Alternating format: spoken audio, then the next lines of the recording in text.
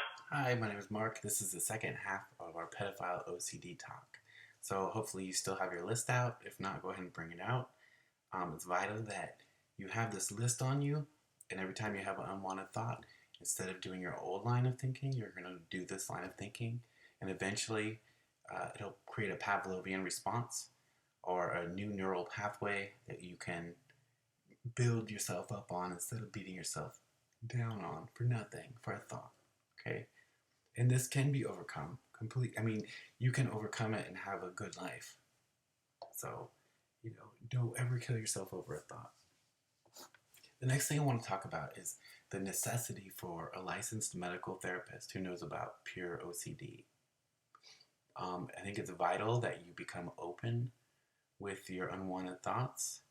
Um, if you, this is for people who haven't done anything sexually with a child. When you talk to a therapist, you just need to let them know what's going on. And you let them know your normal sex life. I mean, after all, you had the kid, you liked your wife, or you liked your husband, you know. They need to know, when did this happen? When did this come up? But the important part is to find somebody you can trust to talk about these things. Because there are books written by professionals to overcome this. And you probably didn't know that at the time. So now we're going to talk a little bit about erections. So there are people who may have had erections around children, and they may think that could have started their OCD. Say, oh my God, I must be a pedophile. I had an erection. Well, according to medical science, men get erections. Okay, and that can be on anything. You could be. Oh my gosh, if you're a guy, you understand. But the problem is you don't understand that that's actually quite common. And it can be because of the stimulus, like the enjoyment of the moment in time and feeling comfortable rather than a sexual desire. Okay? So if you had a boner or two around kids, like, it's okay. Talk to your therapist about it. It's actually quite normal and has nothing to do with sexualization of a child, okay? Um, Now, and like we were talking about previously, you probably grew up and you had the normal sexual kind of attractions, like you found your dad's porn or your friend's dad's porn, and you know the pages were sticking together because you liked it a little too much. Yeah, that was sexy. Huh. Uh, or you grew up and you had the bed sheets and they're all stuck together and crumpled, and you're like, what that funk? Like, your mom was probably like, oh my God, what the hell's that? If she didn't know, God love her soul. But, and then you grew up and you went and you got to first base, second base, third base, home run. And then you did some extras, you met that girl at the bar and you didn't know you could do that. I don't think God knew that existed. And then you found somebody you loved and you were sexually attracted to and you got married. And then this came on, right? You have to go back to being that person, okay? And that's what you're going to do. Now, here's the thing. I don't know how Jesus God believes about porn.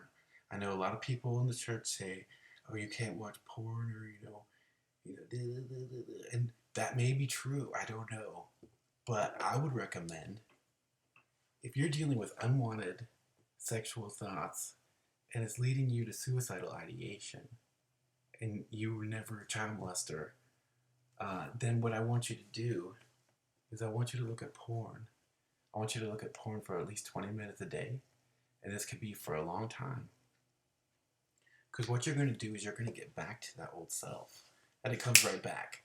It's like, uh, if you watch adult porn, you're going to see how I really like this, like, oh, and you're going to get back to that self. So when you're in public, then if you get uncomfortable around a child and you've done your speak through list and you've changed it to magic or whatever and they've whipped away, think about what you like that you've been focusing on for 20 minutes a day. Spend 20 minutes thinking about the sex you do like in response to unwanted thought, because that's way more fun. Another thing you can do in your psychological response, well, you're going to add that first. Think for 20 minutes about what you do like after a kid is away from you. You don't want to get confused the two because you're already complex enough. So we've got the sexualization, the porn. Now there's something also, some people with pedophile OCD that I've read will actually go and look at child porn because they want to see if they really are child porn, really into children. That's actually extremely illegal. It could kill you psychologically because you could be hard or sexual and then see a kid and then get up and you're just going to put yourself in that OCD kind of pattern. And it's highly unethical and it could send you to prison. And now you realize you don't need to do that to understand, if you are attracted to children or whatnot. So we're going to talk a little bit about checking. Checking is if you have an unwanted thought that's of sexual nature, then your mind instantly goes to, did my dick or my genitals feel something? And then you blow it out of proportion. You're like, oh my God, I felt the smallest thing. It was... but it's like the smallest movement or whatnot. And I'm actually quite good. Thank you, Dale Air. But let's see. We're talking about... I digress. We're talking about checking. So the problem with this there's a lot of problems with this. This is the only time that you're checking your genital area is in your deepest fear.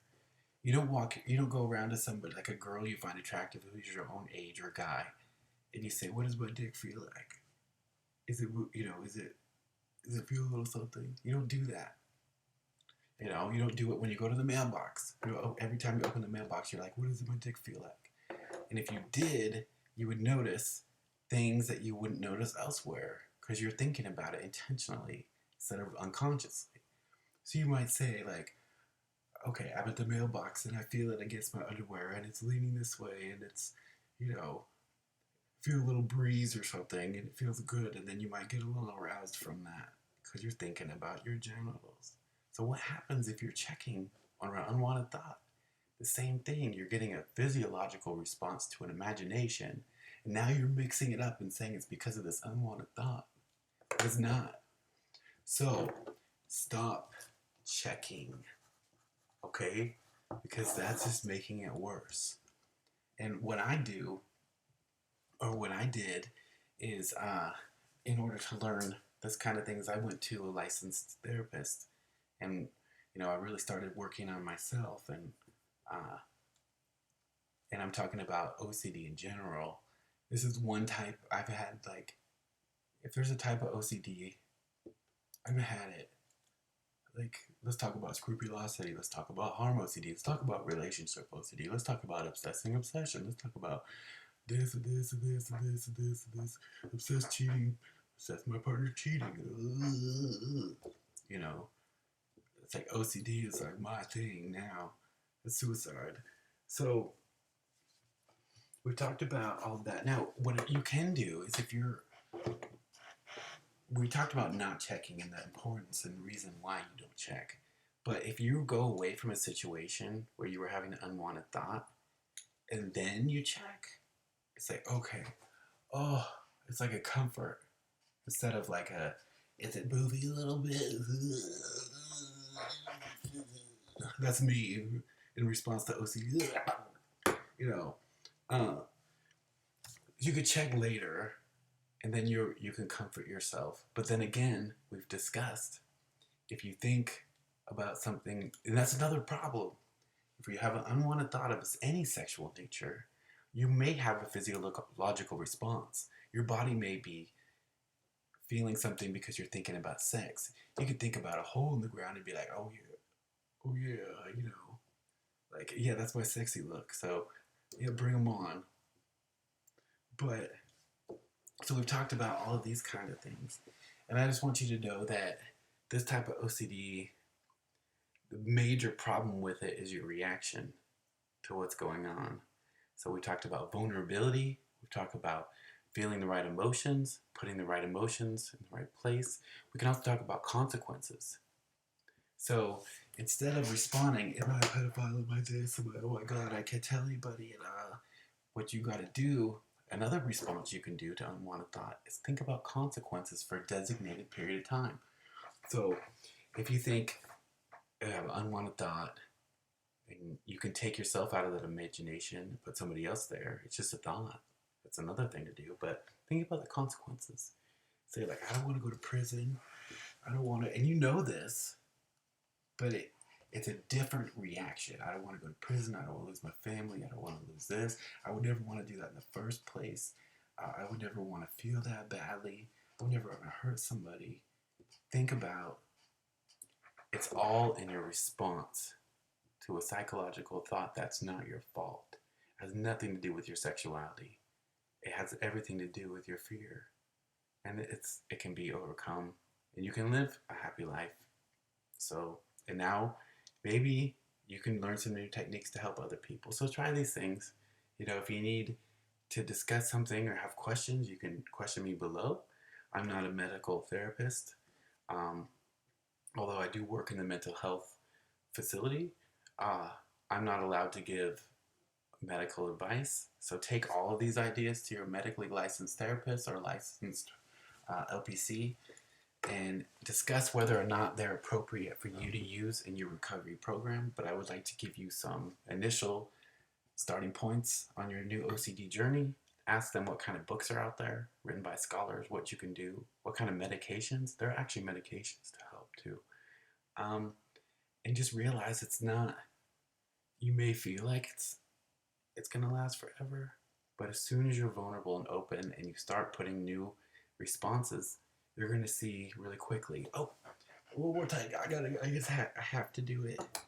So you're going to start recording positive psychological responses. So if you're out, and I got to do this quickly, time consuming. If you're out in public, right, and you have like a great experience with a child, or even on TV where you have a different emotion rather than fear, record it. Write it down. I met this young girl at this retail store I was working at, and her family had rats. And she came up to me, she's just bold, and she's like, well, what do you do about your rats? And I was like, and it was so bold, and it was so just innocent that I just couldn't help but just like have this heart for her and this love and care and like, I want to help you with the rats because I'm the rat guy, you know? And so that's a good positive response instead of these big fears and stuff. So the more you add and you see the experiences and the different feelings and, you know, you're overcoming, the better off you're going to be. So have a great day. Jesus bless you, and I'll talk to you later. Bye.